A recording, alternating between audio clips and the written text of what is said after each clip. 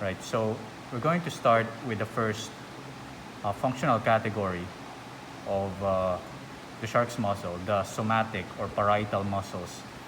These are the muscles that you see along the trunk and also the appendages, the fins of this plastinated shark specimen.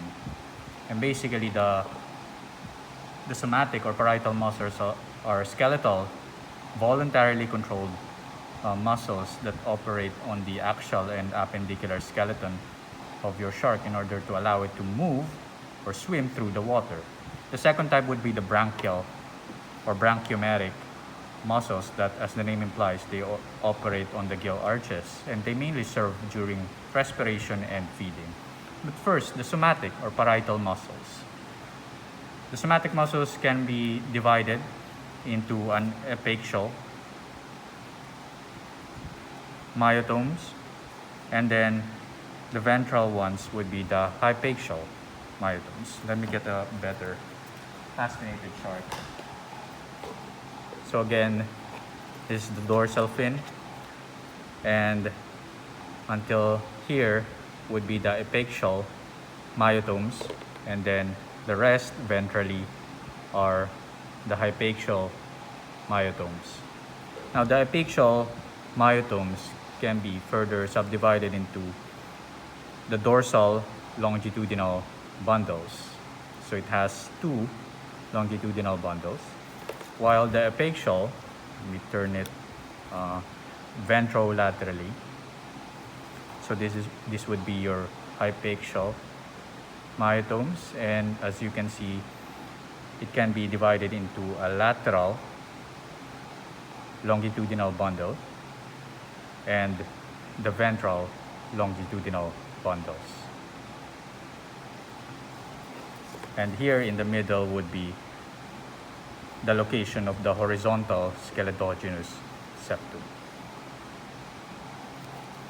That's what the somatic muscle of the trunk looks like from a sagittal section, but from a cross-section view, so this is a shark tail cutlet cross-section. Okay.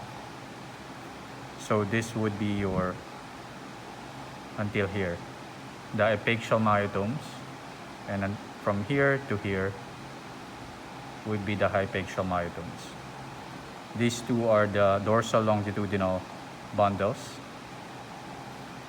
This is the lateral longitudinal bundles of the hypaxial myotome, and these are the ventral longitudinal bundles of the hypaxial myotomes. How do you know which one is apical and which one is the hypaxial myotome? It's essentially asking how would you determine the dorsal and the ventral side of the tail or the shark as a whole, right?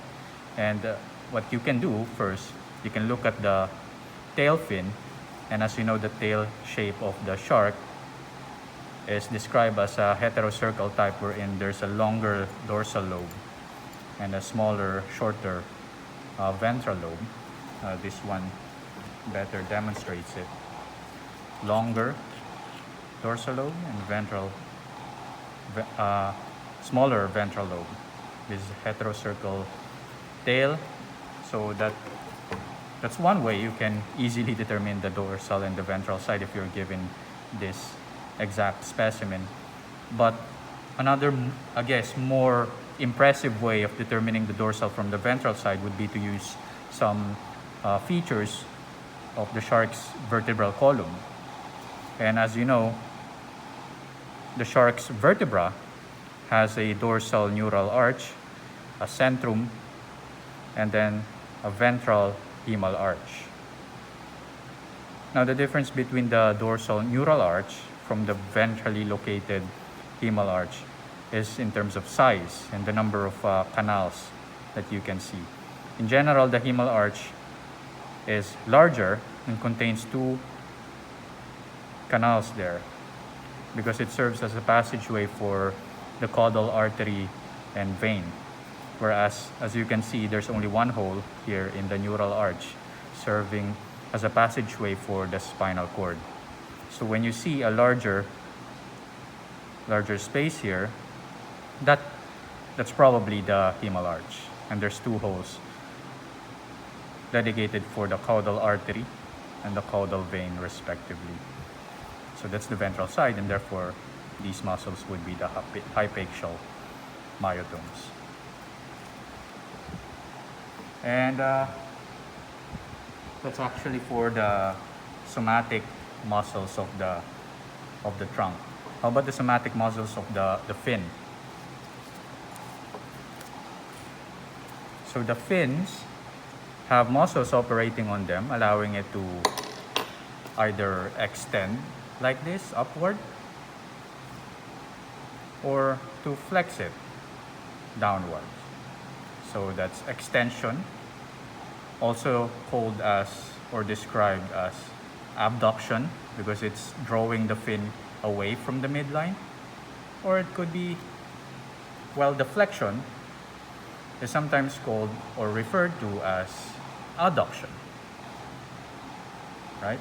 You can also describe it as elevation and depression. So choose the terminology that you prefer. But it's extension, flexion, as used by Hyman. So the fins, you have the pectoral fins, and then more visible ventrally, the pelvic fins. Both of them have dorsal muscle groups and a ventral muscle groups. Right, let's start with the pelvic fin. So this would be, let's start dorsally. This would be the dorsal extensor, or dorsal pelvic extensor to specify that it's operating on the pelvic fin. This is dorsal pelvic extensor, allowing the pelvic fins to be extended or abducted, while these are the ventral pelvic flexors, allowing the pelvic fins to be flexed or depressed. Right? The origins and insertions of these are described in detail in Hyman. Essentially, they originate somewhere from the pelvic girdle, for example, from the pubo-ischiac bar or iliac process, and they insert somewhere in the skeleton of the fin, the pelvic fins, either on the radial pterygophores or the basals like the metapterygium and the proterygium, or they can also insert on the ceratotrachea of the pelvic fins. So study them by reading Hyman. Likewise, or similarly, the pectoral fins have a dorsal pectoral extensor, and there's a ventral pectoral flexor. And they originate from the pectoral girdle, could be from the coracoid bar, could be from the scapular process, and they insert somewhere in the pterygophores, could be from sa radials or sa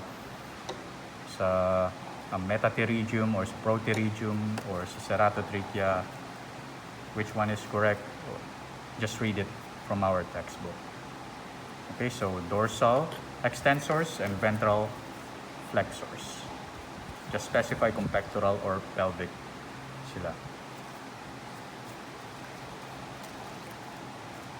And then we move to the branchiometic or branchial muscles of the shark, the skeletal muscles that operate on the gill arches